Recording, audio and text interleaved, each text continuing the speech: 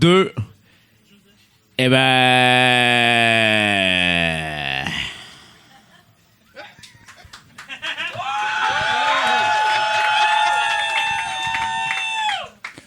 Le soleil commence à se coucher de plus en plus tôt. Donc, pour pas avoir le blues d'automne qui nous frappe tous d'un grand coup, je suggère qu'on commence dès aujourd'hui à devenir graduellement de plus en plus désagréable.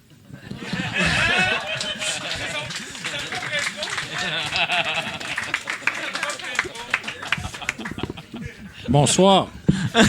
Bonsoir.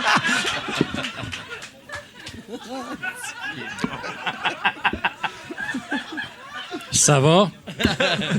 Pas pire. Toi, ça va? Eh oui! Regarde, j'étais à Pointe-Saint-Michel en fin de semaine et j'étais sur le chemin de retour de chez moi. C'est Montréal. où, ça, Pointe-Saint-Michel? C'est. Ben, si t'en rappelles pas, c'est pas grave. Ben, j'étais sur le bord de l'eau. OK, c'est parfait. C'est pas moi qui chauffais. T'as Google, Calis. Faisait nuit. J'ai peur des voitures. De ça aussi. Ouais. Bon, fait que c'est ça. J'étais à Pointe-Saint-Michel en fin de semaine et là, en revenant vers chez moi, à Montréal, je regardais par la vitre de la voiture de mon Amigo Express. Et le soleil est couché depuis peu et c'est joli quand même de voir les ombres à contre-jour quand le jour n'est plus. Pas encore assez noir pour que ça nuise à la vue, mais à bien voir, on voit bien que même si ce n'est pas la luminosité qui nuit, la nuit s'en vient. Donc, je reviens de Pointe-Saint-Michel, d'un site de campeurs où sont installés mon beau-frère et ma sœur. Hein? Et là, je fais immédiatement la distinction entre site de campeurs et site de camping, parce que c'est pas du camping qu'on fait là-bas. Là. Tout le monde a des motorisés, il y a même le Wi-Fi. Des motorisés si bien arrangés que si l'apocalypse venait à pogner, peu d'entre eux pourraient se déplacer pour se sauver aisément. De véritables maisons mobiles immobilisées. Mais passons. La température était au rendez-vous et l'air était bon. Alors, je suis sur un site de campeur, aucun nuage à l'horizon. La nuit tombe, je commence à battre-triper du au nombre d'étoiles que je vois. C'est pas en ville que tu as peur de tomber dans le ciel, parce qu'on sait tous qu'en ville, tu regardes à terre. Hein? Donc, fascinant quand même de regarder un ciel étoilé. Tu as l'impression que si quelqu'un s'enfarge dans le fil du générateur de gravité, whoop,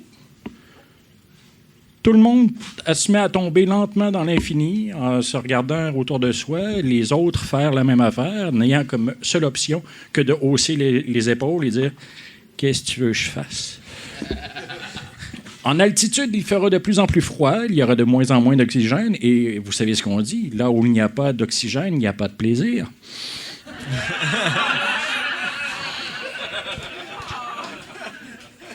Bref, on s'envolerait tous dans l'espace, comme une chute de neige inversée, plein de snowflakes perdus dans l'immensité, à réaliser assez froidement que c'est pas mal grave manquer de gravité. Donc, fait que je me suis mis en dessous d'un lampadaire pour mettre fin à cette vague de philosophie cosmique. Non, mais ça fera. Hein? Ça fera. On peut être plus terre à terre, hein? Hein, c'est s'inspirer du présent et ce qu'il y a autour de soi. J'ai donc regardé autour de ce soi qui était moi, et selon moi, ça allait de soi.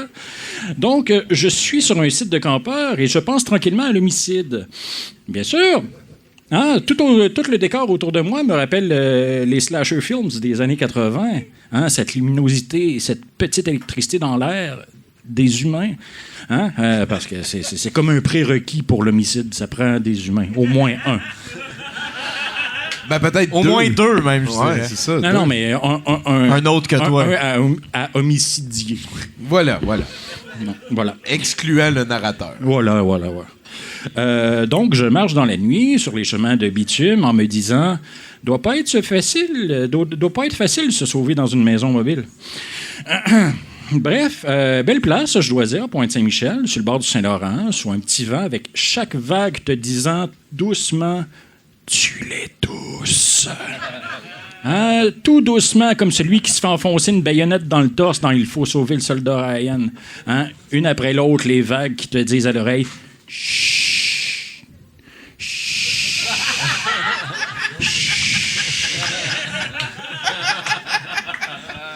Sinon, j'ai passé du très bon temps avec ma famille. Les 2 jours, pratiquement pas de nuages dans le ciel. Il y a plein d'arbres dans le feuille. Il y a plein d'arbres feuillus là-bas. L'automne, ça doit être magnifique. Et tranquille, ma sœur me disait que à partir du... la fête du travail, 80% du monde s'en vont. Puis avec l'automne, les couleurs, sérieusement, l'odeur du bois qui brûle, ça doit être fantastique.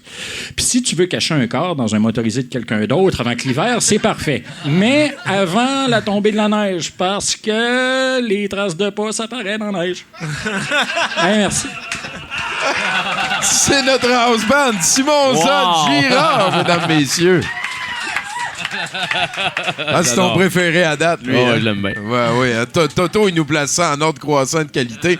C'est pour ça qu'il s'est mis juste avant. C'est pour ça que je suis arrivé le premier.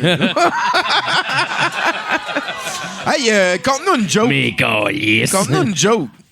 Je compte pas de joke, moi. Hey, super bon! Non, mais je te dis, je suis pas un conteur de blagues. Non.